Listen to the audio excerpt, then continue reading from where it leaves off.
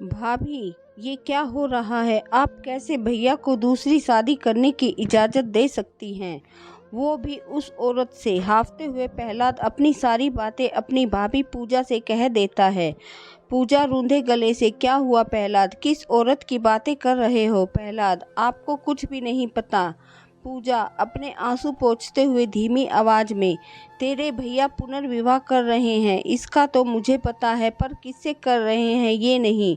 प्रहलाद, भाभी वो औरत एक डायन है, सिर्फ भैया के पैसों के लिए शादी कर रही है।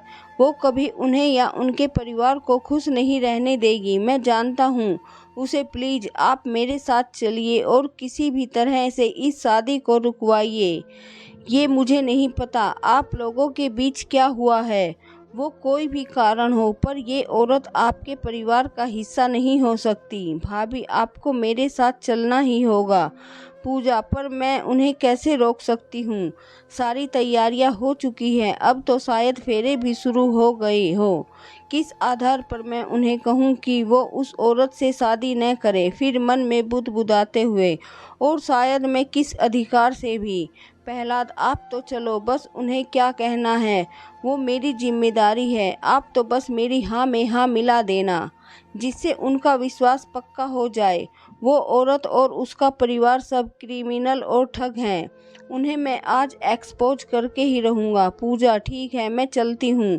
श्याम भैया, मैं बाहर जा रही हूँ, आप घर का ख्याल रखना। पूजा अपने घर में काम करने वाले श्याम को घर देखने की जिम्मेदारी देते हुए प्रहलाद के साथ मंदिर की तरफ निकल जाती है, जहां उसके पति आलोक का पुनर्विवाह होने वाला है। पूजा प्रहलाद के साथ कार में बैठती है और गाड़ी मंदिर की तरफ रवाना हो जाती है। प्रहलाद पूजा के पति आलोक के अच्छे मित्रों में से एक हैं। विवाह का कार्यक्रम शहर से बाहर करीब 40 किलोमीटर दूर सीता समाहित स्थल सीतामढ़ी मंदिर में मल्टीपर्पज हॉल में तय हुआ था। मंदिर दूर था। पूजा ने कार के शीशे के नीचे किए और बाहर की ठंडी हवा का अनुभव लेने लगी।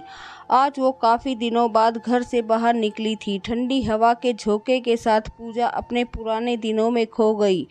मुझे याद है वो दिन जब शाम को हमारे घर की घंटी बजी। माँ ने दरवाज़ा खोला। किसी महिला ने पूछा कि क्या पूजा का घर यही है? आप उनकी माताजी हैं? नमस्कार, क्या हम अंदर आ सकते हैं?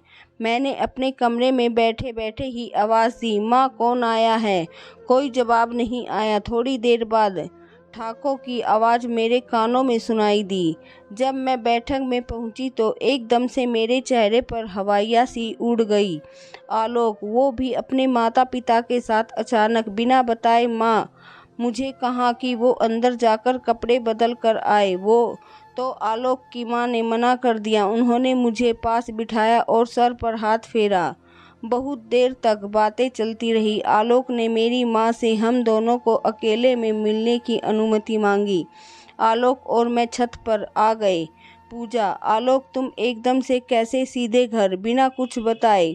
कम से कम मुझे पहले कह देते तो मैं पापा के सामने सारी बातें रखकर उनका मन जानने की कोशिश करती, फिर उन्हें मनाती।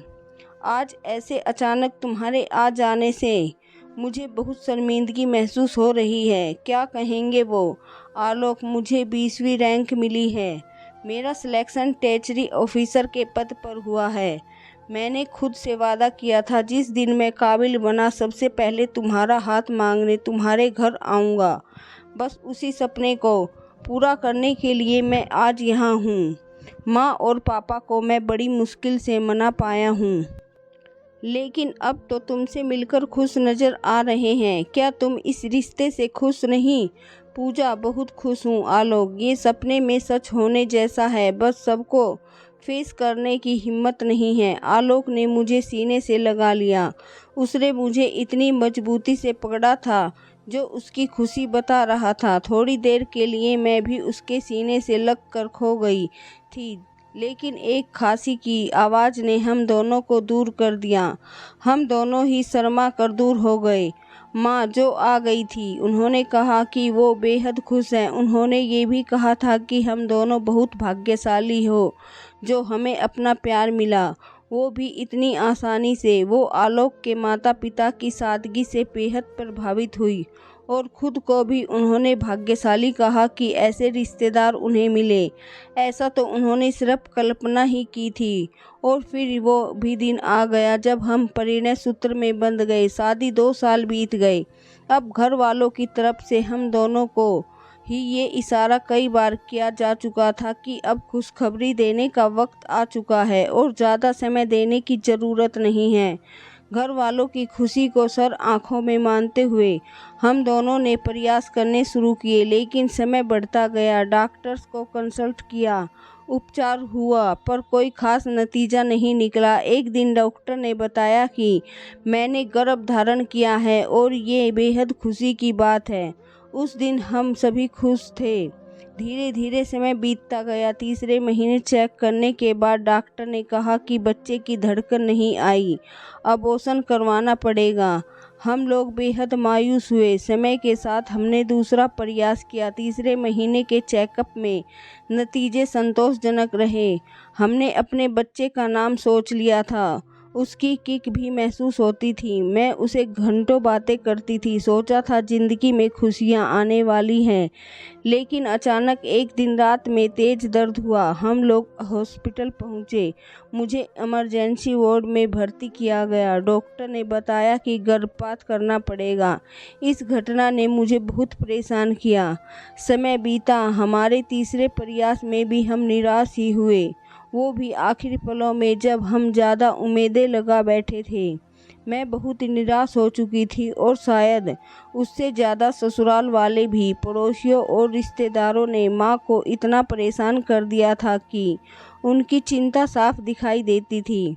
उन्होंने हर जतन किए। कोई मंदिर ऐसा नहीं जहाँ माथा ना टेकने गई हो, कोई ऐसा टोना टोटका नहीं जो आजमाया नहीं।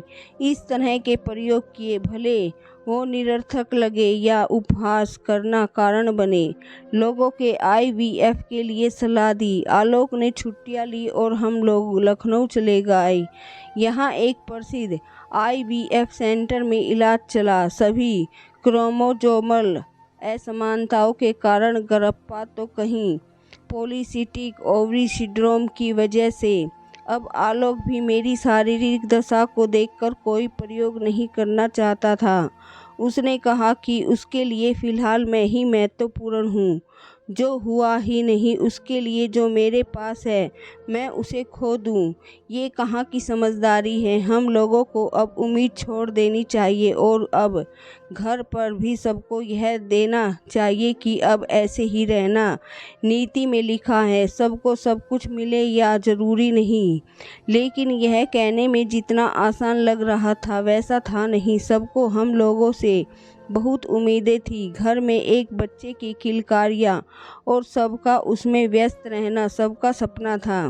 कहते हैं कि मात्र पितृ ऋण चुकाने के लिए खुद माता पिता बन परंपराओं का निर्वहन करना बेहद ज़रूरी है। एक औरत का सृजनकर्ता होना ही उसे संपूर्ण सुख और सृष्टि में सबसे शक्तिशाली होने का एहसास कराता है। पर भगवान ने मुझसे ये वरदान छीनकर मुझे इस गर्व से दूर रहने का अभिशाप दे रखा है। मेरे परिवार वालों का चेहरा मेरे सामने से गुजर रहा था। मुझे खुद पर भी बेहद क्रोध आ रहा था। खुद को अधूरा महसूस कर रही थी। लोगों की सहानुभूति और अफसोस जाहिर करना मुझे बेहद बुरा लग रहा था। परिवार में आए इस दुख के लिए खुद को कोस रही थी। मैं कई दिनों तक सोचती रही और अब मैंने निर्णय लिया था, हाँ यही सही रहेगा। अपनी कमियों की वजह से मैं उन्हें उनके हिस्से की खुशियों से क्यों वंचित रहने दूं। उस रात मैंने आलोक से कहा कि वो दूसरी शादी कर ले। आलोक, तुम पागल हो गई हो, कैसी बातें कर रही हो। ये किसी भी तरह से सही नहीं है, न तो नैतिक रूप से न ही सामाजिक न्याय से दृष्टिकोण से। और तुम ऐसी बातें कैसे कह सकती हो। स्वयं एक स्त्री होकर एक दिन, 2 दिन, महीना, साल, शायद ही ऐसा कोई दिन हो जब मैंने आलोक को पुनर्विवाह करने के लिए न कहा हो, और शायद ही ऐसा कोई दिन हो जब उसने उसके लिए हाँ कही हो। पर एक दिन अचानक आलोक ने वो कहा जिसके लिए मैं काफ़ी लंबे समय से खुद को तैयार कर चुकी थी। आलोक, पूजा, मैंने मन बना लिया है और माँ पापा को भी राजी कर लिया है कि मैं दोबारा शादी कर लूँ। एक रिश्तेदार ने एक नए रिश्ते की बात बताई है, कल हम लोग वहाँ जाएंगे। अगर सब सही रहा तो 3-4 दिनों में ये किसी मंदिर में विवाह की तैयारियां कर लेंगे। लेकिन इन सब के बीच मैं तुम्हारे निर्णय को दोबारा सुनना चाहता हूँ। आखिर निर्णय, क्योंकि ये तुम्हारे और हमारे भविष्य से जुड़ा है। क्या तुम अब भी इस विवाह के पक्ष में हो? पूजा, हाँ आलोक, मैं बेहद खुश हूँ। मैं बहुत पहले ही निश्चय ले चुकी हूँ और ये अटल है। इसमें मुझे बिल्कुल भी पुनर्विचार करने की ज़रूरत नहीं है। आलोक, तब ठीक है, पर आज की रात और सोच लो, कल दोपहर हम वहाँ जाएंगे। पूजा, मुझे विश्वास है कि मेरे निर्णय में कोई बदलाव नहीं होगा। आलोक और उसका परिवार वहाँ गए और सारी बातें तय हो गई। हालांकि हमारा मायका इन सब के बिल्कुल पक्षधर नहीं था, पर मेरी खुशी निहित होने की वजह से वो कुछ भी कहने लायक स्थिति में नहीं थे। और जैसा कि आज शादी की तिथि है और प्रहलाद मुझसे आकर निवेदन कर रहा कि मुझे इस शादी को रुकवा देना चाहिए। एक स्पीड ब्रेकर पर ब्रेक लगने से मेरी तंद्रा टूटती है। प्रहलाद, सॉरी भाभी, बस हम आ ही गए। मंदिर पास होने की वजह से व्याकुलतावश में गाड़ी की स्पीड धीमी नहीं कर पाया। चलिए भाभी, हमें जल्दी से मंडप तक पहुंचना है। गाड़ी पार्किंग में लगाते हुए प्रहलाद ने कहा। हम दोनों ने हॉल में प्रवेश किया। मंडप बेहद खूबसूरती से सजाया गया था। मैं आलोक के पास गई और उसे कुछ वक्त निकालकर व्यक्तिगत बात करने को कहा। आलोक, क्या तुमने अपना निर्णय बदल लिया? पूजा, नहीं, पर बात कुछ और है। आलोक की माँ, मुझे खुशी हुई कि तुम यहाँ आई। देखो कौन कौन आया है। मैंने तो तुम्हारे पापा मम्मी को भी यहाँ आने के लिए राजी कर लिया। पूजा, पर माँ, मैं तो आलोक से आलोक की माँ। देखो सबने नए सुंदर कपड़े पहने हैं और तुम ऐसे ही बिना तैयार हुए आ गई। कोई बात नहीं, तुम सिर पर ये चुन्नी डाल लो, अच्छी लगोगी। पूजा, माँ, मुझे आलोक से कुछ कहना था, बेहद ज़रूरी। आलोक की माँ, हाँ बिल्कुल, कह लेना। पंडित जी, मंत्र पढ़ना शुरू कीजिए, मुहूर्त न निकल जाए। पंडित जी ने मंत्र पढ़ना शुरू कर दिया। पूजा को आलोक के ऊपर बेहद गुस्सा आ रही है। उसे अपनी बात रखने का कोई मौका ही नहीं दे रहा। सब शादी के लिए कितने उत्साहित हैं। लग रहा है जैसे घर पर पहली शादी हो। उनका उत्साह देखकर तो ऐसा लग रहा है जैसे पुनर्विवाह के बारे में कहकर मैंने उनके मन की बात कह दी हो। सब कितने खुश हैं। सभी शादी कराने में इतना व्यस्त हैं कि कोई मेरी तरफ भी ध्यान नहीं दे रहा। कहीं मैं कोई गलती तो नहीं कर रही? शादी के बाद आलोक मुझे क्या समय देंगे? मेरी बातें सुनेंगे? क्या वो मुझे ऐसे ही प्यार करेंगे जैसे पहले करते थे?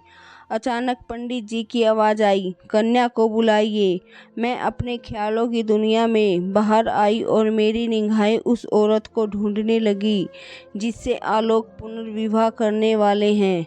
भीड़ में से माँ बाहर आई और मुझसे कहा, बेटी, ये काम तो तुम्हें ही पूरा करना होगा। पंडित जी कन्या को बुला रहे हैं माँ, मैं मुझसे नहीं होगा। उन्होंने मुझे अनसुना कर आलोक के बगल में बिठा दिया। मैं आश्चर्य से आलोक की तरफ देखने लगी। वो मुस्कुरा रहा था। पंडित जी, अच्छे से मंत्र पढ़िएगा। पिछली बार की तरह कोई जल्दबाजी नहीं होनी चाहिए। मैंने आंखों ही आंखों में आलोक से पूछना चाहा, ये सब क्या? वो लड़की कहाँ है? पंडित जी की आवाज़ आती है। वर वधू खड़े हो जाएं और एक दूसरे को माल्यार्पण करें। माँ मुझे सहारा देकर उठाती है। मेरा हाथ पकड़वा कर मुझसे माल्यार्पण करवा दिया जाता है। आलोक मेरा हाथ पकड़कर सीता माँ के सामने ले जाकर उनसे आशीर्वाद लेने को कहता है। फिर मेरा हाथ अपने हाथों में लेकर मेरी आंखों में देखते हुए आलोक, पूजा, स्त्री का महत्व सिर्फ बच्चे पैदा करने से नहीं है और बच्चे न होना कोई अपूर्णता नहीं। सोचो कि उससे पहले तुम क्या थी? एक पुत्री, एक बहन, एक मित्र। क्या इनमें से किसी किरदार में तुम्हें संपूर्ण न होने का एहसास कराया? नहीं। तो फिर पत्नी रूप में ऐसा क्यों? माँ बनना तो वैसे भी स्त्री का निजी अधिकार है। समाज या घर वालों को कोई अधिकार नहीं कि उसे उससे माँ बनने के लिए दबाव दें, पर स्त्री हमेशा दूसरों की खुशियों के लिए जीती है। ये है उसका अभिशाप। दूसरों के लिए ही अपना सर्वस्व अर्पित करना, हर चरित्रता में संपूर्णता लाना, ये है उसका अभिशाप। इस दुनिया में ऐसा कौन है जो संपूर्ण है? मैं तुम्हें सिर्फ इस जन्म में नहीं, अगले कई जन्मों तक अपनी धर्मपत्नी के रूप में देखना चाहता हूँ। तुमने तो पुनर्विवाह पर अपनी सहमति देकर मेरे लिए अपना प्रेम, संवेदना और त्याग दिखा दिया और इस फिल्म की हीरोइन बन बैठी। लेकिन हीरो को पार्ट भूल गई। घर चलें, शादी के बाद और भी रस्में होती हैं। चुटकी लेते हुए मैं आलोक से चिपटकर सिर्फ रोती रही और सोचती रही कि मैं कितनी भाग्यशाली हूँ।